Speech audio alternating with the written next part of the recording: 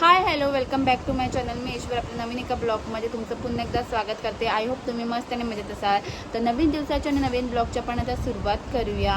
आज आहे वट पौर्णिमा आणि तुम्हा सर्वांना वट पौर्णिमेच्या खूप खूप शुभेच्छा. आणि आता वडाच्या पूजेला लागणारं सर्व साहित्य वगैरे सगळं तयार करून घेते. त्यानंतर मग मी मस्त अशी रेडी होणार आहे आणि मग पूजेला जाणार आहे. तर संपूर्ण दिवसाचा ब्लॉग तुमच्यासोबत मी शेअर करणार आहे, त्यामुळे ब्लॉग पाहायला विसरू नका. व्हिडिओ आवडला तर like share comment subscribe plus follow करायला सुद्धा इंस्टाग्रामवर विसरू नका. चला त्याचा ब्लॉग आपण स्टार्ट करूया. आज आहे वटपौर्णिमा आणि मेन तास आहे हा पाऊस. या पावसात जाऊन आज पूजा करावी लागेल. मी ठरवलेलं मस्त असं आजच्या दिवशी वटपौर्णिमेचं मस्त फोटोशूट वगैरे करेल, त्याच्यानंतर रील बिल बनवेल. पण काय या पावसात जाऊन रील बनवणार आहे आणि काय फोटोशूट करणार आहे आणि काय पूजा करणार आहे गॉड नो. त्या वडालाच माहित. आता बघूया, दुपारपर्यंत वाट बघते कमी व्हायचा, नाहीतर मग ह्याच्यामध्ये जाऊन पूजा करावी लागणार आहे. म्हणजे त्या हिरव्या कांगड्या घातलेल्या आहेत. आता आहे ना मी साडी घालते, विचार करते की फुल डे साडीमध्ये राहायचा. बघूया, पण पावसाने वाटला. मी काल ही मेहंदी सुद्धा काढली आहे, मस्त की वर्ड काढला आहे. वट सावित्री आणि भावेश्वरी माझं नाव आणि इकडे मंडला काय.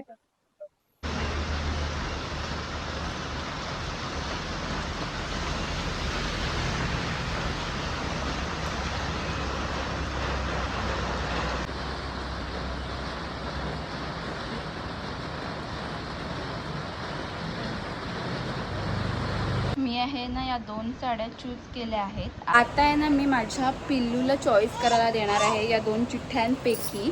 आणि आहे ना आणि अजून दोन चिठ्ठ्या बनवल्या आहेत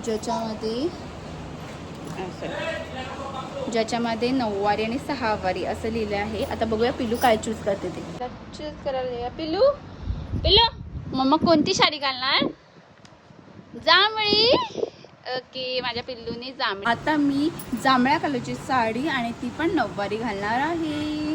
म्हणजे पिल्लूने ती चॉईस केली आहे, दोन्ही पण चिट्स. मी अजून दोन चिठ्ठ्या घेऊन गेली होती भाव्याकडे, 6 वारी आणि 9 वारी. तर तो व्हिडिओ शूटच झाला नाही आणि त्याच्यात तिने चूज केला आहे 9 वारी. तर मी 6 वारीची 9 वारी घालणार आहे आता. आणि जांभळ्या कलरची साडी माझ्या पिल्लूने जी चूज केली आहे तीच घालणार. आज मी घालणार आहे माझ्या आजीच्या लग्नाची नथ, जी तिने मला दिली आहे लग्नामध्ये.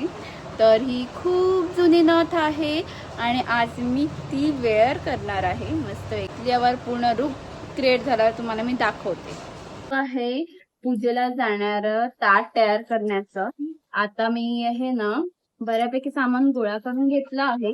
आता मला बनवायचं आहे काडवाती आणि हळदीच्या गौऱ्या. त्यासाठी हळद घेऊन आले. तर पटापट पहिला हळदीच्या गौऱ्या बनवून घेतो. हळदीचं छोटस हे पाट घेऊन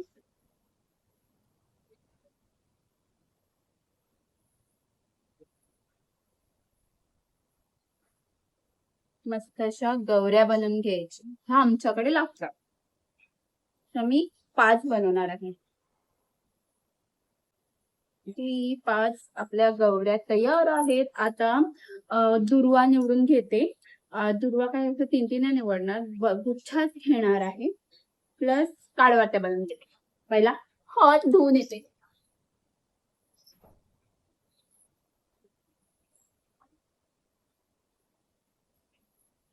बाप्पा येतो बाबू.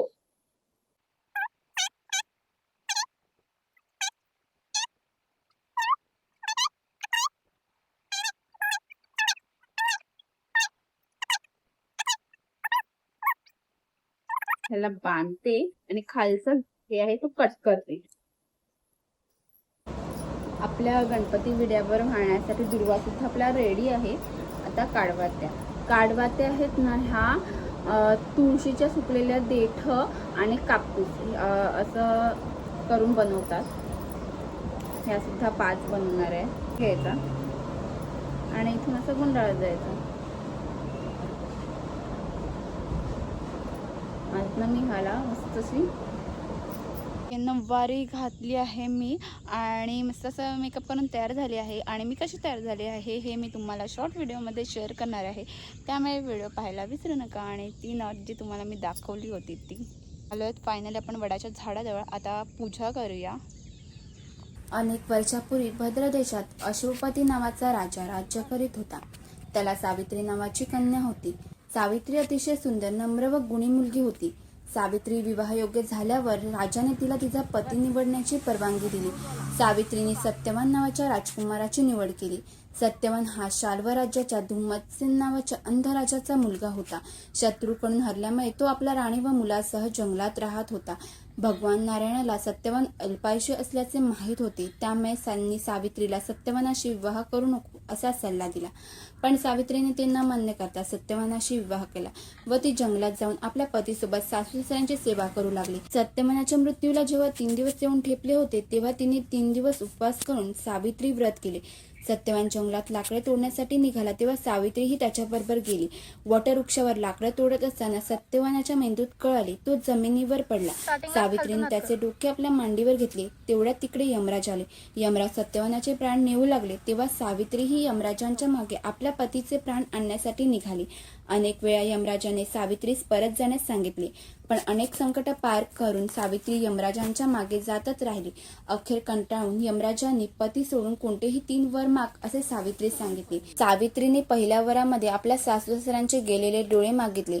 यमराजाने तिला तो वर देऊ केला. दुसऱ्या वरामध्ये तिने सासू-सासऱ्यांचे गेलेले राज्य मागितले. यमराजाने तोही वर देऊ केला.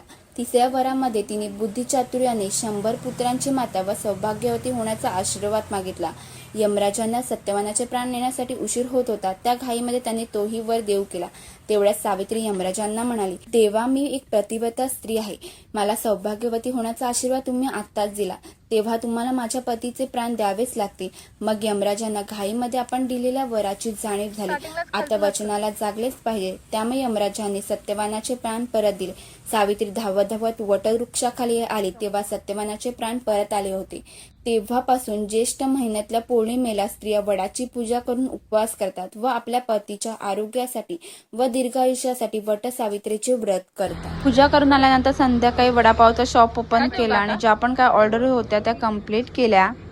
ही आहे आमची क्यूट किटी, जी स्वतःहूनच इकडे आमच्याकडे राहायला आली आहे आणि ती आपल्या शॉप ओपन झालं की आपल्या शॉपवर येते आणि बंद झालं की परत सुद्धा जाते.